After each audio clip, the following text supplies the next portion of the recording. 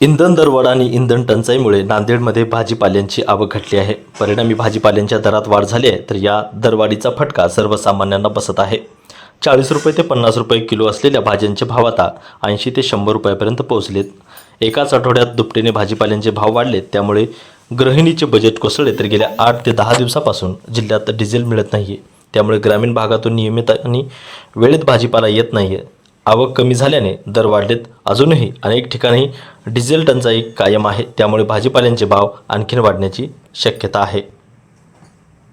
चारुदत्त चौधरी, एकमत डिजिटल, नांदेड. टमाटे हो डाले महंगे।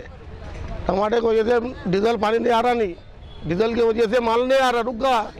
वो वजह से टमाटे महंगे हो गए, तरकारी महंगी हो गई, 20 रुपये पाव हो गई तरकारी, लई धूप हो गई।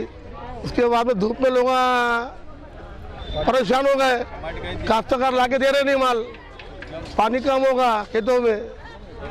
पहले क्या सस्ता या पहले 10 के 2 किलो टमाटे बिक रहे थे, 20 के 3 किलो बिक रहे थे।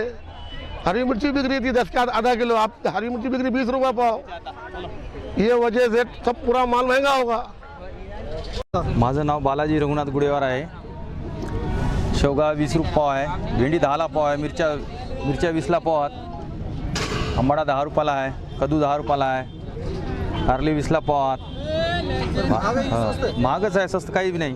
काय कारण आहे? कारण ते आता ते पेट्रोल डिझेलचे भाव वाढले, सगळं काय बाहेरून आले माल, काय त्याच्यामुळे वाढलेलं आहे, दुसरं काय। आता ते डिझेलचा तुटवडा त्याच्यावर काय? हो, त्याच्यावर परिणाम भरपूर होणार आहे। आता त्याच्यावर महागच होणार आहे, उलट स्वस्त काही बी होणार नाही।